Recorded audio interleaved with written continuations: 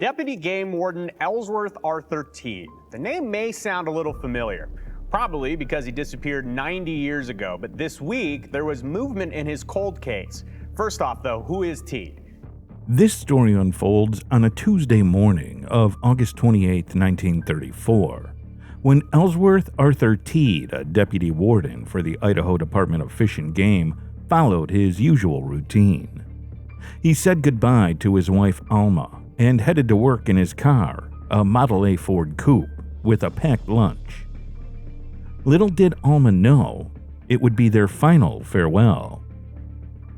Teed informed Alma that he was heading to Boulder Gulch to check reports of poached deer that were hunted out of season, and he would be back in the afternoon for a funeral in town. Alma had patiently awaited her husband's return that day, but he never did return. Worried, she alerted her friends, family, and local authorities when her husband failed to return home. Did Ellsworth disappear on purpose, or was there something else involved? And will Teed's family ever discover what really happened to him? Ellsworth Arthur Teed, born in Weippe, Clearwater County on November 28, 1894. Ellsworth Teed moved with his young bride and children to Mullen, Shoshone County, to embark on a new career as a deputy. Over the years, Teed became intimately familiar with the wilderness around him. Recognized as a skilled outdoorsman, he had found an opportunity in the relatively new profession of deputy game warden. The Idaho Department of Fish and Game, IDFG, established in 1899, initially had struggled to secure a game warden in Shoshone County. Wildlife enforcement was a novel idea for the western states, and wasn't universally embraced back then. Maybe the first full-time deputy game warden. It was Wild West. People at that time were more readily committing wildlife crimes, and so he was stepping into some risky situations. In his new role, Teed oversaw wildlife management in the area, enforcing state hunting and fishing regulations. This often involved addressing the illegal hunting of game animals in the out-of-season harvest, a common issue faced during the Great Depression. Teed had taken his position seriously and was considered an effective game warden. Popular with locals, they often provided him with tips about potential poaching. Before he went missing, Deputy Teed had received a tip about possible deer poaching south of Mullen in an area known as Boulder Gulch.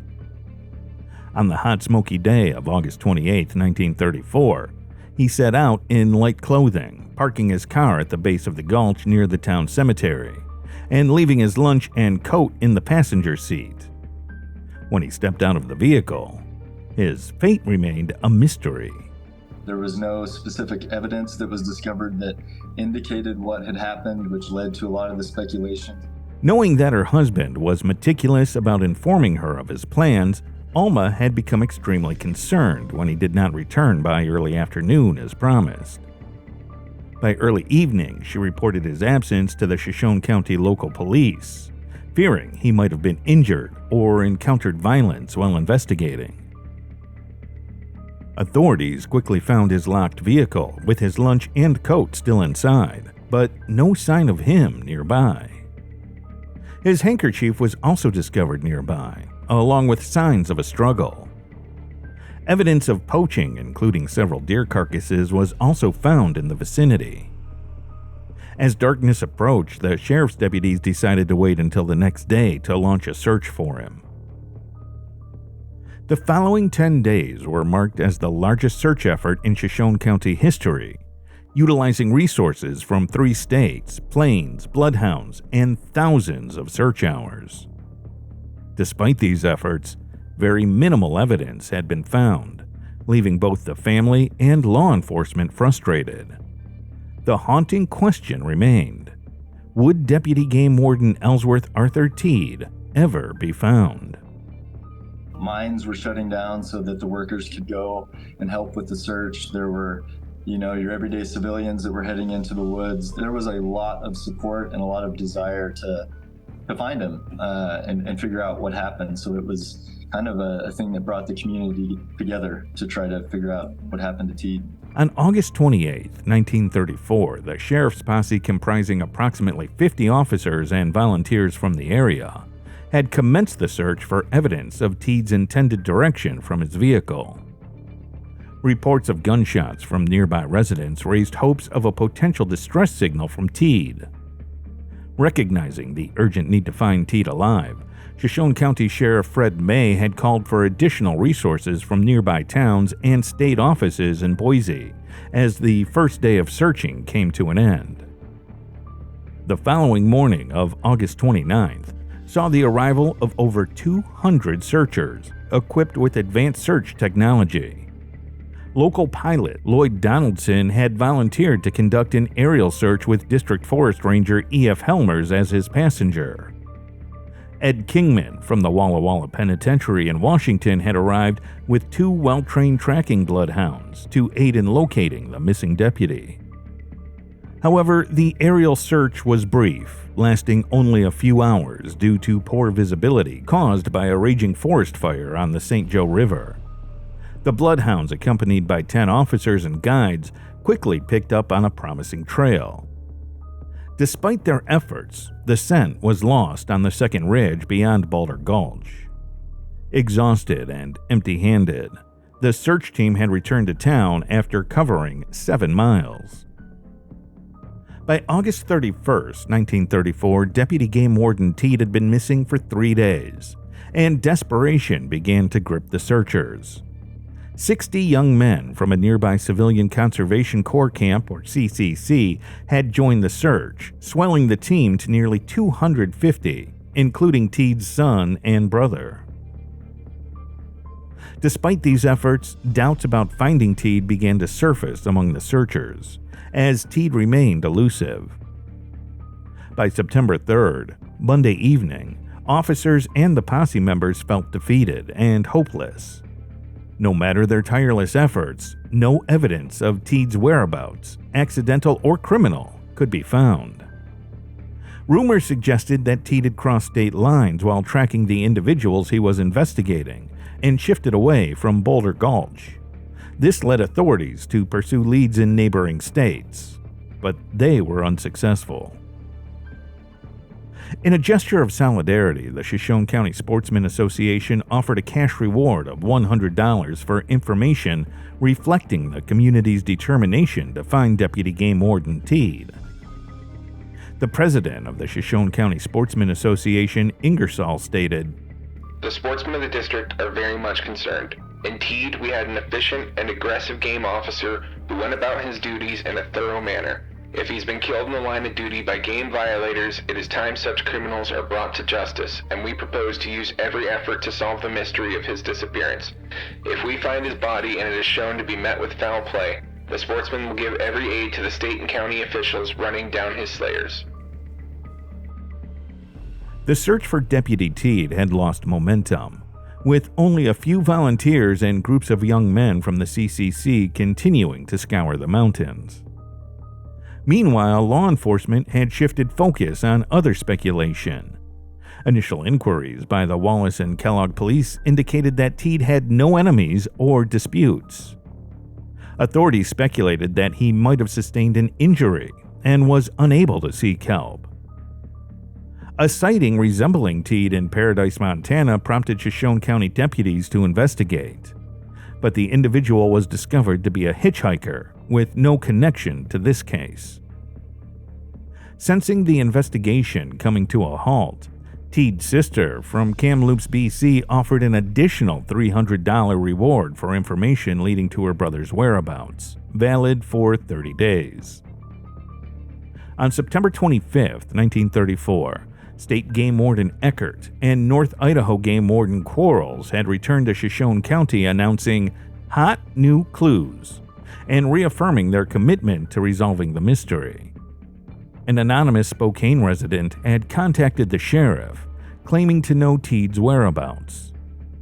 The informant, a former colleague of Teed's at the Morning Mine in Mullen, revealed encountering Teed on the way from Republic, Washington, headed towards Canada on September 15th or 16th, 2 weeks after his disappearance.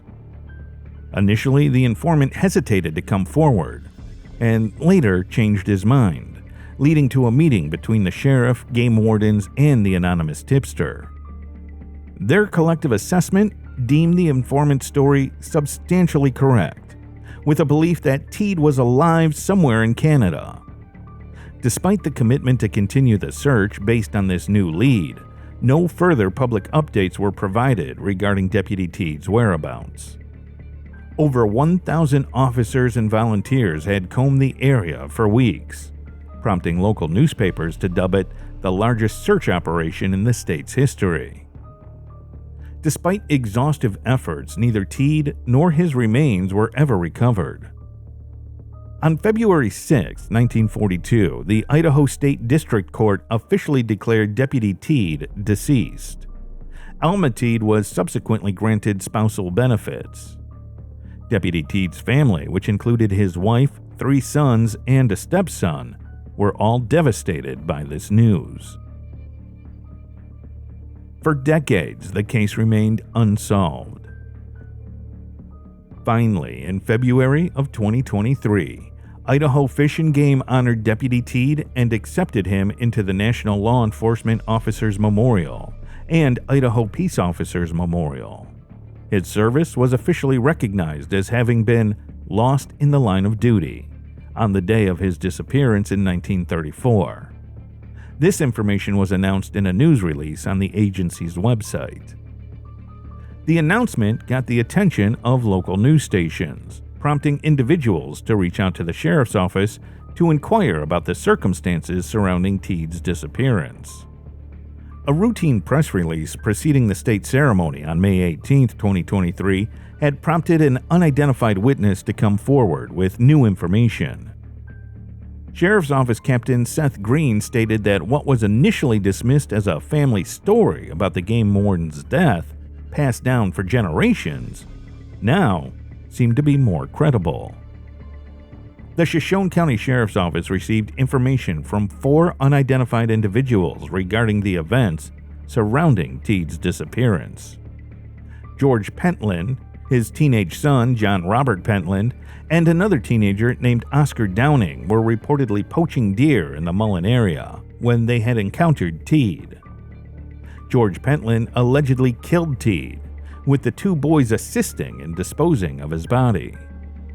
The Shoshone County Sheriff's Office declared the case closed after all the witnesses shared similar testimonies. Neither the names nor the statements of the witnesses were disclosed. Sheriff's Office Captain Seth Green explained, "We verified the individuals' family histories, conducted interviews, and found consistency in their accounts, which were independently corroborated." He further emphasized that the information provided by the witnesses was compelling, as each person offered detailed and consistent narratives of the alleged homicide of Teed. Despite the closure of the case, the Sheriff's Office had declined to release witness statements or further details regarding the alleged homicide. Furthermore, they announced they would not conduct a search for Teed's remains. They cited environmental factors like fires and heavy rains over the years, which may have moved the remains to a completely different area. Reflecting on the case's resolution, Sheriff's Office Captain Green expressed satisfaction at having answers to a nearly 90-year-old cold case, stating, "It's gratifying to bring some closure. His team and Fish and Game were determined to get to the bottom of it." Investigator Adeline Watkins from Idaho Fish and Game noted the case's uniqueness due to its circumstances with no police reports available. Investigators had relied on newspaper records and oral accounts. Watkins expressed that despite the case being officially closed, more individuals might come forward with additional information. She emphasized the significance of the breakthrough for the Teed family, stating, "For the family, it was closure." Ellsworth Teed was the great-uncle of Melissa Seller Teed's husband, and she knew Teed's 3 sons. She had stated that they would often discuss their father and how they wished they knew if he was killed in an accident or at the hands of someone else. When Teed disappeared, his sons, aged 8 to 14, had to grow up without their father, and passed away without ever discovering his fate. On February 6, 2024, Dave Teed, Ellsworth Teed's grandnephew, wrote he never had the pleasure of his uncle's company, but hoped to see him again. On February 17, 2024, retired Detective Steve Rizzo of Delaware State Police wrote, "The Vidocq Society recently announced the closure of Deputy Teed's case, revealing the identities of his attackers. It is a great honor to reflect on his heroic action and to express gratitude for his service and sacrifice. We hope he can now rest peacefully, and his loved ones can find comfort knowing that his case has been solved. He will always be remembered by his law enforcement family." Deputy Teed had quite evidently left a long-standing mark on his loved ones, who look back on his memories with utter respect. Deputy Ellsworth Arthur Teed lived honorably, by consistently doing the right thing. His story will forever remain a testament to integrity and morality. Though it took 90 years for his family to find closure after his untimely death, the revelation finally brought them peace.